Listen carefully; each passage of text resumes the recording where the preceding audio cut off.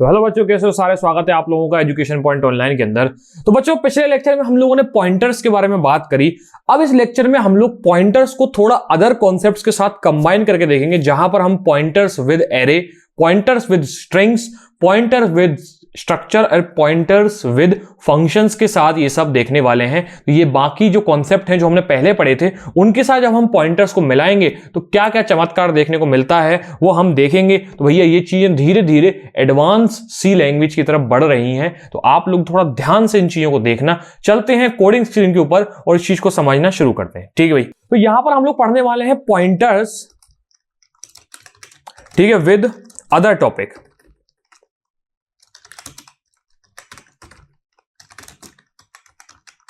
ठीक है भाई, यहां पर हम पॉइंटर्स अदर टॉपिक्स के साथ पढ़ेंगे। सबसे पहले हम एरे की बात करते हैं, एरे विद पॉइंटर।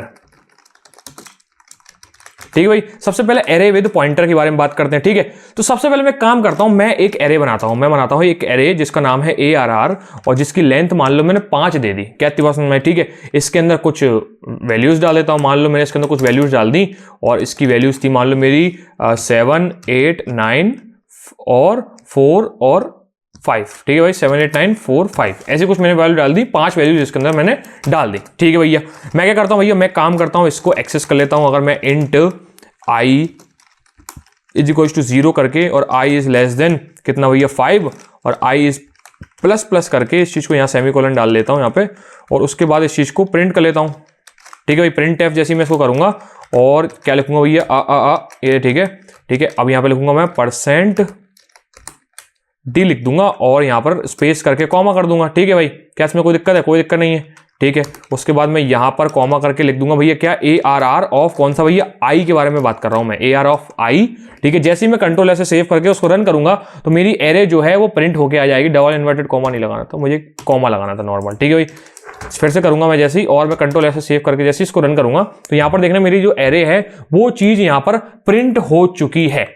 चलो भाई ठीक। अब भैया ये कॉन्सेप्ट आप पॉइंटर के साथ कैसे मिलाओगे भैया? ठीक है भैया, इसको पॉइंटर के साथ मिलाते हैं। मान लो मैं लिखता हूं एक इंट टाइप का पॉइंटर बना देता हूं। ठीक है भैया, क्यों? क्योंकि मेरी एरे का हर एक ब्लॉक जो है वो इंट टाइप का है, तो मैं एक इंट टाइप का पॉइंटर बना देता हूं जिसका नाम है मान लो PTR इसका नाम है। ठीक है भाई, PTR अगर इसका नाम है तो ये पॉइंटर होना चाहिए और इसका जो स्टार्ट होना चाहिए वो स्टार्स होनी चाहिए। ठीक है भैया, कोई दिक्कत नहीं है। तो मैं बोलूंगा भैया जो PTR है उसके पास बेसिकली एड्रेस है। किसका एड्रेस है भैया? मेरी एरे के बेस का एड्रेस है, मतलब मेरा जो एरे का बेस एड्रेस है वो ये कंटेन करता है। ठीक है, मैंने आपको ये बताया था कि मैं अगर लिखता हूं ARR, ठीक है, तो ARR लिखने का मतलब यही है कि मैं उस एड्रेस को लिख रहा हूं जहां पर पॉइंट हो रहा है मेरा बेस।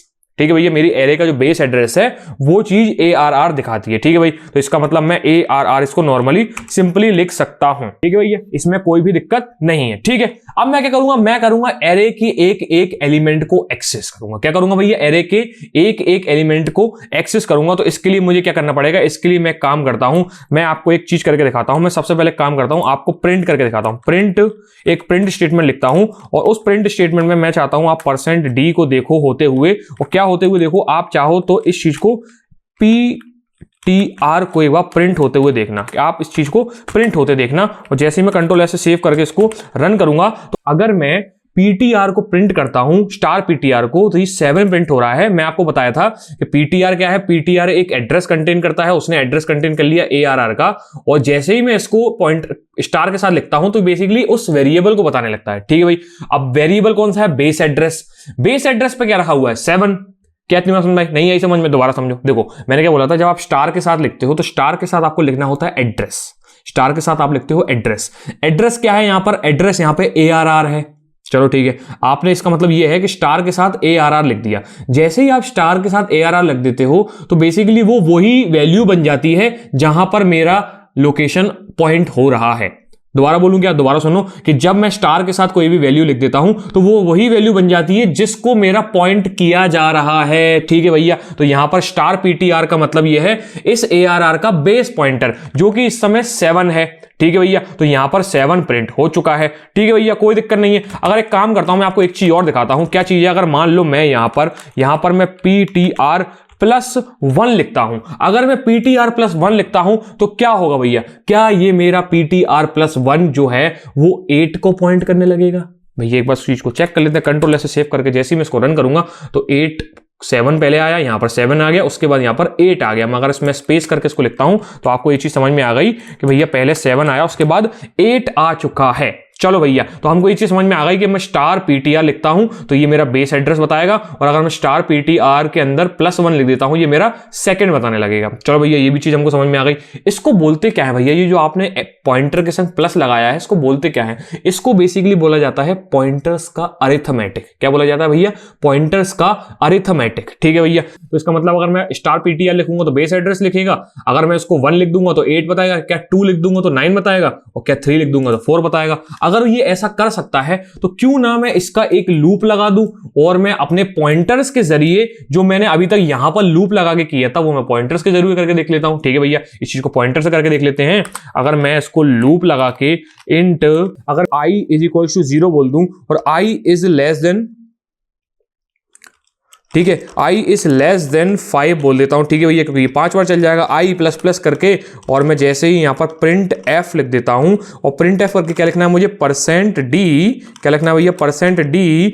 उसके बाद क्या करूंगा मैं? उसके बाद, ठीक है, उसके बाद क्या करूंगा मैं? उसके बाद स्पेस करके कॉमा लगा लूंगा। क्या करूंगा भैया? स्पेस करके कॉमा लगा लूंगा, और यहां पर करके क्या लिखूंगा? यहां पर लिखूंगा स्टार, यहां पर लिखूंगा मैं स्टार, उसके बाद मैं लिखूंगा ptr, उसके बाद प्लस, उसके बाद i। ठीक है, क्यों? क्योंकि i इटरेशन करने वाला है। ठीक है भैया, कंट्रोल ऐसे सेव किया, जैसे ही मैंने इसको रन किया तो भैया देखो जो आउटपुट मेरा पहले आ रहा था वही आउटपुट मेरा अभी भी आने लगा है। तो भैया कैसे हम पॉइंटर्स के साथ एरे को यूज करते हैं, क्या ये चीज आपको समझ में आई? नहीं आई समझ में? एक बार और सुन लो, लास्ट बार सुन लो मेरी बात। भैया अगर मैं स्टार पीटीआर लिखता हूं तो स्टार पीटीआर बेसिकली एक एड्रेस कंटेन करेगा। ठीक है भैया, एड्रेस क्या है? यहां पर मेरा ARR जो है, ARR basically is nothing but मेरे बेस पॉइंटर का एड्रेस ही होता है। ठीक है भैया, तो मैं ARR को जैसे ही इसके अंदर पास करूंगा तो बेसिकली पॉइंटर किसको पॉइंट करने लगा? मेरे बेस एड्रेस को पॉइंट करने लगा। जैसे ये बेस पॉइंटर को पॉइंट करने लगा, और अगर मैं इसको 1 प्रेस करूंगा तो 1 से प्लस करूंगा तो 8 को बताएगा, 2 से प्लस करूंगा तो 9 को बताएगा, 3 से करेगा तो 4, और 4 से करेगा तो 5। क्या इतनी बात समझ में आई? ठीक है भैया, ये चीज हमको समझ में आ चुकी है। अब भैया आप इसको कैसे स्ट्रिंग से कनेक्ट करते हो एक बार ये भी बता दो। तो भैया पॉइंटर्स विद स्ट्रिंग्स, ठीक है, ये पॉइंटर्स विद स्ट्रिंग्स के बारे में आप बात करने वाले हैं। तो सबसे पहले एक स्ट्रिंग बनाओ। तो मान लो मैंने कैरेक्टर नाम की स्ट्रिंग बना दी जो कि है मेरा नाम, और जिसके अंदर हुए 10 कैरेक्टर्स होने वाले हैं, और इसके अंदर मैं एक वैल्यू असाइन कर देता हूं जिसका नाम है, ठीक है भैया, मैंने अपना नाम इसके अंदर लिख दिया है। चलो भैया, अगर मैं बोलूं मुझे एक पॉइंटर बनाना है जिसका नाम है P1, जिसका नाम मैं दे देता हूं P1। एक काम करता हूं, पहले मैं ऊपर वाला कमेंट आउट कर देता हूं ताकि वो चीज प्रिंट ना हो जाए, नीचे आपको परेशान करेगी। ठीक है, मैं बोल देता हूं एक पॉइंटर जिसका नाम है P1, और जिसके अंदर क्या आने वाला है? नेम आने वाला है। मैंने आपको बोला था कि अगर मैं ऐसे ही लिखूंगा तो क्या होगा? ये इसके बेस एड्रेस को बताएगा। किसका बेस एड्रेस भैया? मेरे नाम के बेस एड्रेस को बताएगा। मतलब ये जो कैरेक्टर C है ना, इसको पॉइंट करने लगेगा। ठीक है भैया, कैसे मुझे पता चला? क्योंकि मैंने बोला था ये बिल्कुल क्या है? एक एरे की तरह ही है, कैरेक्टर एरे है, और मैं n जो नेम है, नेम किसको बताएगा? इसके बेस एड्रेस को बताएगा। ठीक है भाई, कहती बस में, ठीक है। और इसका हर एक कैरेक्टर किस टाइप का होगा? हर एक कैरेक्टर कैर टाइप का होगा, तो मैं इसको कैर टाइप का पॉइंटर बोल देता हूं। ठीक है भैया, क्या इतनी बात आपको समझ में आई? भैया इसमें कोई दिक्कत हमको नहीं है। ठीक है भाई, अब मुझे क्या करना है? मुझे इस स्ट्रिंग को ट्रैवर्स करना है। बेसिकली मुझे एक एक कैरेक्टर को ट्रैवर्स करना है। अभी क्या हुआ? पहले क्या था? ये एक बार में पूरी स्ट्रिंग थी। ठीक है भैया, मेरे को अल्टीमेटली क्या था? ठीक है, देखो अल्टीमेटली क्या था? मेरे 10 पोजीशन थी, मेरी 10 पोजीशंस थी। 10 पोजीशंस पे एक एक पोजीशन पे एक एक कैरेक्टर रखा होगा। ठीक है भैया, कहते हो भाई। अब मैं क्या करूंगा? उस एक एक कैरेक्टर को ट्रैवर्स करूंगा। क्या करूंगा? एक एक कैरेक्टर को ट्रैवर्स करूंगा। तो ट्रैवर्स करने के लिए मैं क्या करूंगा? मैं एक व्हाइल लूप लगाऊंगा। व्हाइल लूप के अंदर एक कंडीशन डालूंगा। कंडीशन में बोलूंगा कि अगर इसके अंदर कंडीशन में डालूंगा कि मुझे नेम का बेस एड्रेस जो है उससे ट्रैवर्स करना शुरू करना है। तो नेम का बेस एड्रेस कहां पर है भैया? P1 स्टार के अंदर है। किसके अंदर भैया?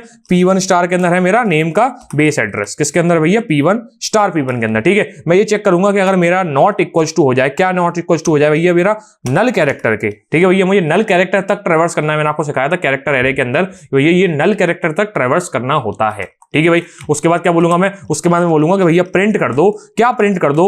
मुझे %d नहीं %c प्रिंट कर दो। ठीक है भाई, क्या प्रिंट कर दो? मेरा बेस एड्रेस प्रिंट कर दो। देखो सबसे पहले मुझे C प्रिंट कराना है, तो सबसे पहले मेरे को क्या प्रिंट कराना होगा? मुझे मेरा बेस एड्रेस प्रिंट कराना होगा, और फिर इसी चीज को हर बार प्लस कराता जाता हूं, आगे बढ़ाता जाता हूं। पहला बेस एड्रेस होगा, फिर बेस एड्रेस के आगे वाला एड्रेस होगा, फिर उसके भी आगे वाला एड्रेस होगा। तो ऐसे करके C H A I तक सब कुछ प्रिंट हो जाएगा। देखो दोबारा सुनो, मैंने क्या किया? मैंने व्हाइल लूप के उसके अंदर एक कंडीशन डाली, उसके अंदर मैंने ये बोला कि मेरा क्या है, बेस एड्रेस सबसे पहले प्रिंट होना चाहिए। क्या होना चाहिए भैया, सबसे पहले सी प्रिंट होना चाहिए। ठीक है, मैंने बोला कि मेरा जो बेस एड्रेस है जब तक वो किसके अंदर इक्वल ना हो जाए, जब तक वो नल कैरेक्टर के इक्वल ना हो जाए, तब तक इसको ट्रैवर्स कहते रहो। उसका मतलब ये है कि सबसे पहले वो CHAITANYA तक जाएगा, उसके बाद आगे क्या देखेगा, नल कैरेक्टर। जैसे ही नल कैरेक्टर देखेगा इस चीज को टर्मिनेट कर देगा। ठीक है भैया, ये चीज समझ में आ गई। तो प्रिंट क्या करना है, सबसे पहले मुझे बेस एड्रेस प्रिंट करना है। सबसे पहले आएगा C, उसके बाद क्या होगा, ये चीज इंक्रीमेंट होकर आगे बढ़ जाएगी, तो अब किसको पॉइंट करने लगेगी, ये चीज H को पॉइंट करने लगेगी। ठीक है भाई, क्या इस चीज को एक बार चेक कर ले, इस चीज को एक बार चेक कर लेते हैं।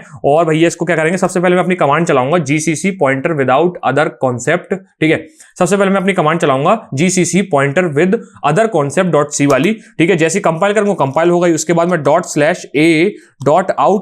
./a.out चलाऊंगा और ये चीज रन हो जाएगी। यहां पर देखो मेरा नाम पूरा का पूरा लिख के आ चुका है। तो बेसिकली आपने यहां पर ये देखा कि कैसे हम पॉइंटर्स के साथ यूज करते हैं स्ट्रिंग को। ये बिल्कुल सिमिलर मेथड होता है जैसे हम किसको यूज करते हैं, एरे को। क्यों, क्योंकि स्ट्रिंग जो है वो कैरेक्टर एरे ही तो होता है। ठीक है भाई, तो आपको एरेज को और स्ट्रिंग को कैसे हम पॉइंटर्स के साथ यूज करते हैं, क्या ये चीज आपको समझ में आई? बहुत बढ़िया। तो अब बात करते हैं स्ट्रक्चर की। किसकी बात करते हैं भैया, स्ट्रक्चर की। एक काम करो, इस चीज को थोड़ा कमेंट आउट कर लो, और ताकि हम स्ट्रक्चर को अच्छे से यूज कर पाए। ठीक है, तो हम सबसे पहले यहां पर एक स्ट्रक्चर डिफाइन करते हैं। ठीक है, तो स्ट्रक्ट, ठीक है भाई, क्या आपने स्ट्रक्चर डिफाइन करना जानते हो? तो सबसे पहले आप लिखोगे स्ट्रक्ट और यहां पर लिखोगे स्टूडेंट। ठीक है, ये स्ट्रक्चर स्टूडेंट लिखोगे और मैं काम करता हूं इसका टाइप डेफ ले लेता हूं। ठीक है, क्या देता हूं, ये टाइप डेफ। ठीक है, इसका टाइप डेफ दे लेता हूं और उसका नाम क्या रख लूं, ST इसका नाम रख लेता हूं। ठीक है भाई, चलो तो ST इसका मैंने नाम रख लिया। सबसे पहले क्या बोलूंगा मैं, इंट रोल नंबर बोल लेता हूं। ठीक है, RO रोल नंबर क्या है भैया, रोल नंबर मैं इसके अंदर रख दूंगा। ठीक है, उसके बाद बोलूंगा भैया नाम। ठीक है, नेम रख देता हूं। नेम क्या रखूंगा भैया, नेम मेरी एक कैरेक्टर एरे होगी और वो मान लो 10 कैरेक्टर लेने वाली होगी। ठीक है, क्या होगी मेरी, ये कैरेक्टर एरे होगी। ठीक है भाई, ठीक है, चलो इतनी बात समझ में आ गई। उसके बाद मैं बोलता हूं भैया, कि मान लो मुझे क्या देना है, मुझे फीस देना है। ठीक है, मुझे फीस देना है और फीस क्या होगा मेरा, एक फ्लोट टाइप का होगा। ठीक है, क्या होगा, ठीक है, फ्लोट टाइप का वेरिएबल होने वाला है। तो ये मेरा स्ट्रक्चर है। इस स्ट्रक्चर को मुझे पॉइंटर्स के साथ यूज करना है। ठीक है, तो सबसे पहले मैं यहां पर स्ट्रक्चर को इनिशियलाइज कर देता हूं, या फिर मैं स्ट्रक्चर को यूज करने के लिए कैसे मेरे को यूज करना होता है मैं इस चीज को दिखा देता हूं। पहले मैं इसको कमेंट आउट करूं और मेरे को क्या करना होता है, इसको स्ट्रक्चर को लिखना होता है। तो सबसे पहले मैं क्या लिखता हूं, सबसे पहले मैं लिखता हूं STRUC, स्ट्रक्ट लिखता हूं। उसके बाद उसका नाम क्या था, स्टूडेंट। ठीक है, ये इसका नाम था स्टूडेंट और मैं इसको बोल देता हूं S1। ठीक है भाई, ठीक है, इससे अच्छा एक और तरीका क्या है, मैं सीधे ST लिखता हूं जो मेरा टाइप डेफ था, और ठीक है, जो मेरा टाइप डेफ था, और टाइप डेफ लिखने के बाद सिंपली S1 लिख लेता हूं। क्या लिख लेता हूं भैया, S1। ठीक है भाई, क्या इतनी बात आपको समझ में आई? अब मैं आपको एक और तरीका बताता हूं। बजाय इसके कि मैं S1 डॉट रोल नंबर लिखूं, मैं आपको एक और अच्छा तरीका बताता हूं। अगर आपको उसको शुरू में ही इनिशियलाइज करना है तो आप ऐसे इक्वल टू लगा के और ऐसे करली ब्रैकेट लगा के जैसे हम एरे को लिखते थे वो भी लिख सकते हैं। ठीक है भाई, तो सबसे पहले क्या था मेरा रोल नंबर, तो मैं बोल देता हूं भैया मेरा S1 जो है उसका रोल नंबर है 45। ठीक है भाई, उसका रोल नंबर है 45 और उसका नाम भाई, तो इसका नाम क्या रख लेता हूं मैं, इसका नाम रख लेता हूं मैं राजू। ठीक है, इसका नाम मैं रख देता हूं राजू कुमार। ठीक है, इसका नाम मैं राजू कुमार रख लेता हूं। राजू कुमार शायद 10 से ज्यादा बड़ा हो जाएगा। ठीक है, मैं राजू इसको नॉर्मली नाम राजू ही रख लेता हूं। जिसकी फीस है मान लो 60 या फिर 15,000। ठीक है, पॉइंट और रख लेते हैं 15,050 रख लेता हूं। ठीक है भाई, इतनी इसकी फीस है। मैं इसके अंदर कोई एरर देख पा रहा हूं क्या? नहीं भैया, इसके अंदर कोई भी एरर नहीं है। ठीक है भैया, चलो इतनी बात आपको समझ में आ चुकी है। तो अगर मुझे इस चीज को प्रिंट करना होगा तो मैं प्रिंट एफ करूंगा। क्या प्रिंट एफ करूंगा भैया? प्रिंट एफ करने के लिए मैं यूज करूंगा, ठीक है, उसके बाद क्या होगा भैया, %d लिखूंगा। %d लिखने के बाद क्या लिखूंगा मैं, इसको बैकस्लैश n लगा लेता हूं ताकि ये चीज अगली लाइन से प्रिंट हो जाए। उसके बाद मैं क्या करूंगा, S1 डॉट अगर मैं रोल नंबर लिखूंगा तो रोल नंबर प्रिंट हो जाएगा। ठीक है भैया, ऐसे ही मैं लिखूंगा भैया क्या, S1 डॉट क्या लिखूंगा, नेम लिखूंगा तो नेम प्रिंट हो जाएगा। ऐसे ही मैं S1 डॉट फीस लिखूंगा तो फीस प्रिंट हो जाएगी। लेकिन मुझे यहाँ पे फॉर्मेट स्पेसिफायर फ्लोट का डालना पड़ेगा, यहाँ पर स्ट्रिंग का डालना पड़ेगा। जैसे ही मैं कंट्रोल ऐसे सेव करके इसको रन करता हूं तो देखना 45 इसका रोल नंबर है, राजू इसका नाम है और 15,050 इसकी फीस है। ठीक है भैया, चलो तो ये चीज हमको समझ में आ गई कि हम इसको ऐसे यूज करते हैं। स्ट्रक्चर ये तो आपने पहले भी बताया था, ठीक है, ये तो आपने पहले भी बता रखा था। अब बात करते हैं इसको पॉइंटर्स के साथ कैसे यूज करते हैं। ठीक है भाई, ठीक है, देखो मैं चाहता हूं S1 का कोई एड्रेस कंटेन करे, जैसे मेरे इंट a का एड्रेस कंटेन करता था एक इंट टाइप का पॉइंटर वेरिएबल, तो मेरे S1 का एड्रेस कौन कंटेन करेगा, ST टाइप का पॉइंटर। ठीक है, st टाइप का पॉइंटर। देखना, चलो इस चीज को आप एक काम करो, इस चीज को मेरे पास स्क्रीन पे आके कहां पर व्हाइट बोर्ड पे आपके इस चीज, ठीक है, इस चीज को आप व्हाइट बोर्ड पे आकर इस चीज को सीखो थोड़ा सा मेरे साथ, ठीक है। मान लो मैंने बोला कि मेरा जो इंट टाइप का एक वेरिएबल है a, उसका एड्रेस कौन कंटेन कर रहा था, इंट टाइप का एक पॉइंटर p, और मैं क्या बोल रहा था, p के अंदर एड्रेस रख दो किसका, a का। क्या इसके अंदर कोई दिक्कत है भैया? कोई दिक्कत नहीं है। मैंने क्या किया, मैंने एक स्ट्रक्चर बनाया, ठीक है, ये स्ट्रक्चर बनाया जिसका मैंने नाम मान लो एलियास करके st दे दिया, इसका नाम st दे दिया, और इसके अंदर कुछ कुछ तो लिखा था, ठीक है भाई। चलो, तो मैंने बोला कि भैया st टाइप का एक वेरिएबल है, ठीक है भैया, वो वेरिएबल मैंने बता दिया। अब st टाइप का एड्रेस कंटेन करने के लिए क्या मुझे पॉइंटर भी st टाइप का ही बनाना पड़ेगा? बिल्कुल बनाना पड़ेगा। क्यों? मैंने आपको बताया था कि भैया जिस तरह का पॉइंटर, ठीक है, मैंने आपको बताया था कि जिस तरह की वैल्यू को वो पॉइंट करता है वो पॉइंटर भी उसी टाइप का होता है, ठीक है भाई। तो कुल मिला के कहने का मतलब ये है कि मेरा जो पॉइंट, ठीक है, तो कुल मिला के कहने का मतलब ये है कि मेरा जो पॉइंटर होगा वो भी S1 टाइप का ही होगा। क्या इतनी बात आपको समझ में आई? बहुत बढ़िया। तो इतनी बात आपको समझ में आ चुकी है। चलते हैं कोडिंग स्क्रीन के ऊपर वापस और इस चीज को वहां से कंटिन्यू करते हैं। चलो, ठीक है। तो कहने का मतलब ये है कि मैं अगर बोलता हूं मुझे एक पॉइंटर बनाना है q नाम का, ठीक है, पॉइंटर बनाना है q नाम का, तो वो भी st टाइप का ही होना चाहिए। क्या इतनी बात आपको समझ में आई? तो मैंने क्या बोला, मेरा जो q है वो एड्रेस कंटेन करेगा, किसका एड्रेस कंटेन करेगा? S1 का। किसका एड्रेस कंटेन करेगा? S1 का। क्या इतनी बात आपको समझ में आई? बहुत बढ़िया। तो मैं क्या करता था, पहले मैं ये करता था कि मुझे अगर इस रोल नंबर को एक्सेस करना होता था तो मैं S1 डॉट रोल नंबर लिखता था, ठीक है भैया। मैं लिखता था S1 डॉट नेम, मैं लिखता था S1 डॉट फीस।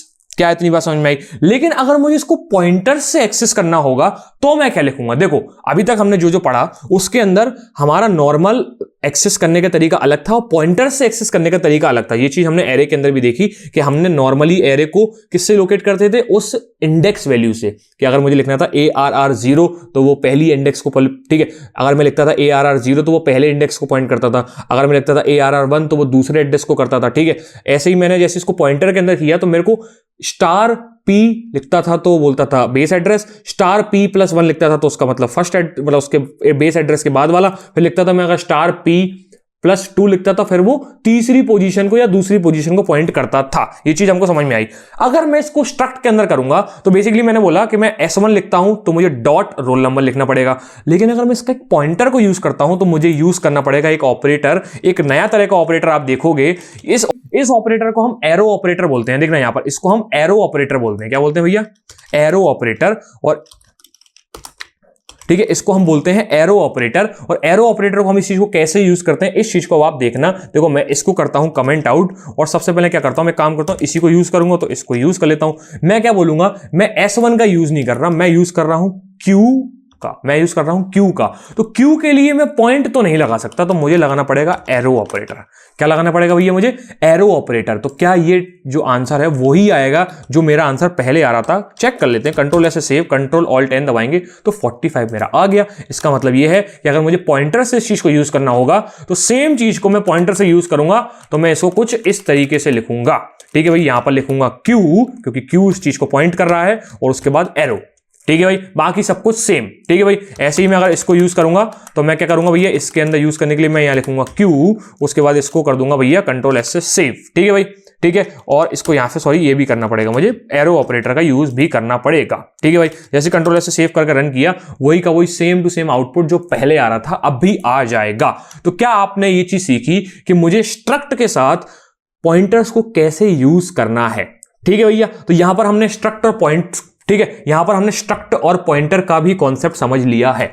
जाते जाते मैं आपको एक और कॉन्सेप्ट बताना चाहता हूं जो कि फंक्शन से जुड़ा हुआ है, ठीक है। मैं ये आपको इसी वीडियो के अंदर क्यों बता रहा हूं, ठीक है, क्योंकि मैंने अभी तक आपको कुछ चीजें नहीं बताई, जैसे कॉल बाय वैल्यू और कॉल बाय रेफरेंस क्या होता है फंक्शन के अंदर, मैंने अभी तक आपको ये नहीं बताया है, ठीक है। क्यों नहीं बताया? क्योंकि वहां पर पॉइंटर्स का कॉन्सेप्ट यूज होना चाहिए था, ठीक है। और अगर मैं वो बिना बताए आपको किसी चैप्टर में इस चीज को बता देता हूं तो आप बोलोगे कंफ्यूजन हो रहा है भैया, समझ में नहीं आ रहा, ठीक है, क्या स्टार लगा रहे हो, क्या एड्रेस लिख रहे हो, आपको समझ में नहीं आ रहा ना, ठीक है। अब आएगा समझ में वो चीज, ठीक है। तो अब इसको समझना शुरू करते हैं कि मैं कैसे कॉल बाय वैल्यू करता हूं, ठीक है भैया। मैं कॉल बाय वैल्यू कैसे करता हूं, तो इसके लिए मुझे एक फंक्शन बनाना पड़ेगा। तो सबसे पहले मैं कौन सा फंक्शन बनाने वाला हूं मैं आपको बताता हूं। सबसे पहले काम करता हूं, मैं इंट टाइप का एक वेरिएबल डिसाइड करता हूं जिसका नाम होगा इंट a और उसकी वैल्यू होगी 5, ठीक है भाई, मैं एक फंक्शन बना देता हूं, फंक्शन का नाम होगा इंक्रीमेंट। ठीक है भाई, इसका नाम होगा इंक्रीमेंट। ठीक है भाई, इसका नाम होगा इंक्रीमेंट। इसके अंदर मैं एक वैल्यू पास कर दूंगा जो कि होगी ए। क्या इतनी बात समझ में आई आपको? ठीक है भैया, ये चीज समझ। अब मुझे क्या करना पड़ेगा, इसको डिफाइन करना पड़ेगा। तो मैं एक काम करूंगा, मैं एक फंक्शन बना दूंगा जिसका रिटर्न टाइप वॉइड होगा और इसका नाम होगा इंक्रीमेंट। और ये क्या करेगा, एक वैल्यू को रिसीव करेगा जो मैंने यहां से मेरे मेन फंक्शन से पास करी है, जो कि है इंट टाइप की। और उसका नाम भी मैं यहां पर ए दे देता हूं या फिर कैपिटल ए दे दूंगा, मेरी मर्जी। मैं इसको कैपिटल ए दूं, स्मॉल ए दूं, क्योंकि भैया इसका स्कोप था यहां पर और इसका स्कोप यहां से चेंज हो चुका है। ठीक है, तो मैं यहां कुछ भी इसका नाम दे सकता था, चाहे मैं इसको नॉर्मल ए ही दे दूं, सेम नाम से भी इसको चीज यूज कर सकता हूं। ठीक है, मैंने इसको कैपिटल दे दिया है। ठीक है, इंक्रीमेंट का काम क्या होता है, ये वैल्यू को इंक्रीमेंट कर देता है। चलो ठीक है भैया, समझ में आ गया। तो मैं क्या करूंगा, बेसिकली कैपिटल ए को प्लस प्लस कर दूंगा और इस चीज को प्रिंट करा लूंगा। ठीक है भैया, क्या इसमें कोई दिक्कत है भैया? इसमें कोई भी दिक्कत नहीं है। मैं क्या करूंगा, यहां पर %d का यूज करके और \n भी लगा लूंगा और कॉमा करके कैपिटल ए लिख लूंगा। तो इससे क्या होगा, मेरी चीज प्रिंट हो जाएगी। कंट्रोल ऐसे सेव करके रन करूंगा तो पहले क्या था, मेरी वैल्यू 5 थी, अब मेरी वैल्यू कितनी हो जाएगी, 6। तो अब ये समझते हैं एक्चुअली में मैंने करने की कोशिश क्यों करी, मैंने ये चीज आपको क्यों बताई। देखो, मैंने आपको बताया कि इंट ए एक वेरिएबल है, उसको मेरे को इंक्रीमेंट करना है, जो कि मैंने इस फंक्शन के अंदर इस चीज को इंक्रीमेंट करवा दिया। ठीक है भाई, उसके बाद इस चीज को प्रिंट करा दिया। ठीक है, हम लोग बहुत खुश हो गए, लेकिन हम ये चीज भूल गए कि ए तो इंक्रीमेंट हुआ ही नहीं। ए तो इंक्रीमेंट हुआ ही नहीं। इंक्रीमेंट हुआ कौन सा है, ये कैपिटल ए। ये कैपिटल ए इंक्रीमेंट हुआ है, ना कि स्मॉल ए। ठीक है भाई, अगर आप इस चीज को यहां पर प्रिंट करके देख लो तो आपको ये चीज समझ में आ जाएगी कि कैपिटल ए ही इंक्रीमेंट हुआ है। हमारा स्मॉल ए जो हमने यहां से भेजा था, जिसको हम करवाना चाहते थे इंक्रीमेंट, वो तो हुआ ही नहीं। वो तो हमारा हुआ ही नहीं भैया। यहां पर एक काम करता हूं, मैं स्टेटमेंट लिख देता हूं, ये है स्मॉल ए की बात हो रही है। ठीक है भाई, यहां पर स्मॉल ए की बात हो रही है। मैं कंट्रोल ऐसे सेव करके इसको रन करूंगा तो आप यहां पर ये देखोगे कि स्मॉल ए तो अभी भी 5 ही है। हमने इंक्रीमेंट किसको किया, कैपिटल ए को। तो भैया ये क्यों हुआ, ये इसलिए हुआ क्योंकि भैया जब मैं इसको पास करता हूं, जब मैं इसको यहां से पास करता हूं तो बेसिकली ए पास नहीं होता, ए की एक कॉपी पास हो जाती है। क्या होता है भैया, ए पास नहीं होता, ए की एक कॉपी पास हो जाती है। जैसे फॉर एग्जांपल आपने आधार कार्ड देखा अपना, जब आपका आधार कार्ड आता है तो आप जब किसी को अपने आधार कार्ड देते हो तो आप आधार कार्ड की फोटो कॉपी देते हो, आप ओरिजिनल नहीं देते। तो बेसिकली यहां पर यही हो रहा है कि आप ए पास कर रहे हो तो वो ए पास नहीं हो रहा, ए की एक कॉपी पास हो रही है। क्या इतनी बात समझ में आई? बहुत बढ़िया। लेकिन मैं चाहता था कि भैया मेरा ए ही इंक्रीमेंट हो, मेरा ए ही इंक्रीमेंट हो। कौन सा ए, जो मैं पास कर रहा हूं। ठीक है भैया, तो मैं चाहता हूं मेरा जो स्मॉल ए है वो ही इंक्रीमेंट होना चाहिए। तो बजाय इसके मैं इसको प्रिंट करूं, मैं इसको रिटर्न कर देता हूं। रिटर्न करने का तरीका क्या भैया, मैं इसको काम करता हूं, मैं सबसे पहले इसको, ठीक है, मैं इसको रिटर्न कर देता हूं। ठीक है, तो मैं इसको रिटर्न कर देता हूं। ठीक है, इसको रिटर्न कर देता हूं और मैं क्या करता हूं, इसको प्री इंक्रीमेंट करके रिटर्न करता हूं। प्री इंक्रीमेंट करके रिटर्न करने का मतलब क्या है, देखो, अगर मैं इसको पोस्ट इंक्रीमेंट करके रिटर्न करता, अगर मान लो मैं इसको ए प्लस प्लस करके भेजता तो बेसिकली क्या होता, ये पहले रिटर्न हो जाता और उसके बाद ए प्लस प्लस होता। समझना मेरी बात। मैं क्या कर रहा हूं, ए यहां से रिसीव हुआ, ठीक है, उसके बाद ए प्लस प्लस हुआ, लेकिन इसको मैंने हाल किया रिटर्न कर दिया। ऐसा होगा तो होगा क्या, ए पहले रिटर्न हो जाएगा, बाद में ये चीज ए प्लस प्लस होगी। तो भैया अल्टीमेटली यहां पर वैल्यू 5 ही आएगी। तो मैं क्या चाहता हूं, ये चीज पहले इंक्रीमेंट हो उसके बाद जाके रिटर्न हो। ठीक है भाई, पहले इंक्रीमेंट हो उसके बाद जाके रिटर्न हो। तो इसका मतलब हुआ क्या, इसका मतलब हुआ ये कि ठीक, देखो एक एरर आ रहा है कि भैया ये मेरा इंक्रीमेंट है, ये चीज एक रिटर्न टाइप एक्सेप्ट कर रहा है। ठीक है, अरे बेसिकली मैंने किया क्या है, मैंने यहां पर इस वैल्यू को रिटर्न तो कर दिया, मैंने यहां पर रिटर्न तो कर दिया पर रिटर्न टाइप नहीं लिखा। सबसे पहली बात तो यहां पर रिटर्न टाइप लिखना चाहिए मुझे। उसके बाद अगर ये चीज कोई चीज रिटर्न कर रही है तो मुझे इसको यहां पर रिसीव करना पड़ेगा। तो मैंने क्या किया, मैंने इसको ए के अंदर ही असाइन करवा दिया। तो मेरा क्या हुआ ये कि मेरा ए जो है वो इसके अंदर पास हुआ। ठीक है, उसकी वैल्यू इंक्रीमेंट होकर रिटर्न हुई और कहां पर वापस चली गई, ए के अंदर ही चली गई। ठीक है, जैसे मैं इसको कंट्रोल से सेव करके रन करूंगा तो अब क्या होगा भैया, मेरा जो स्मॉल ए है वो 6 हो चुका है। ठीक है भाई, पर इस चीज के अंदर झंझट हुई। क्या झंझट हुई, अभी भी क्या थी, यहां से कॉपी पास हो रही थी और कॉपी इंक्रीमेंट होके उसकी वैल्यू वापस हमारी ओरिजिनल के अंदर रिटर्न हो रही थी। अगर मैं इस चीज को बोलूं कि ये है कॉल बाय वैल्यू, इसलिए ऐसा हो रहा है।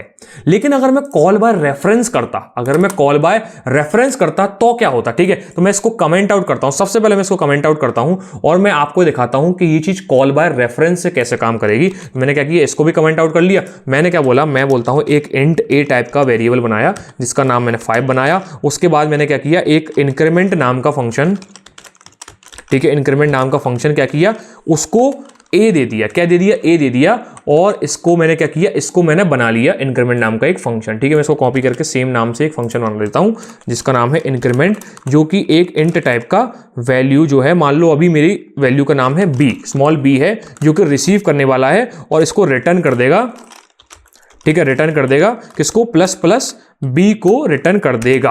ठीक है भाई, ये चीज होती तो क्या होता है, ये होता है कॉल बाय वैल्यू। मैं क्या करता हूं, उसको कॉल बाय रेफरेंस। क्या करता हूं भैया, कॉल बाय रेफरेंस। तो मैं चाहता हूं कि मेरा ए पास ना हो, ए का एड्रेस पास हो। क्या हो भैया, ए का एड्रेस पास हो। तो अब बेसिकली हो रहा है ये है कि यहां पर कॉपी पास नहीं हो रही, वो ओरिजिनल वैल्यू ही पास हो रही है।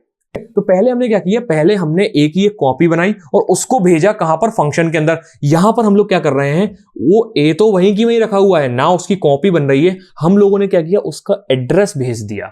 ठीक है, हमने क्या किया, इसका एड्रेस भेज दिया। इस चीज को आप एक बार व्हाइट बोर्ड पर समझोगे क्या, चलो इसको एक बार व्हाइट बोर्ड पर देख लो तो आपको विजुअलाइज हो जाएगा कि मैं क्या कहना चाह रहा हूं। ठीक है, मैं ये चाह रहा हूं कि पहले मैंने क्या किया, मैंने एक कॉपी बनाई थी। तो ये मेरा ए था, इसकी एक कॉपी बनी, वो यहां बन गई मान लो। इसके अंदर इंक्रीमेंट हुआ और इसके अंदर इंक्रीमेंट यहां से देखो, यहां से गया 5, यहां से गया, मैंने यहां से पास किया था 5, यहां पर रिसीव हुआ 5 और 5 से वैल्यू इंक्रीमेंट होकर 6 हुई और 6 वैल्यू यहां से रिटर्न होकर वापस आई और किसके अंदर चली गई, वापस ए के अंदर चली गई। तो मैंने ये सोचा कि मेरा ए तो अब 6 हो चुका है। क्या इतनी बात समझ में आई, ये था कॉल बाय वैल्यू।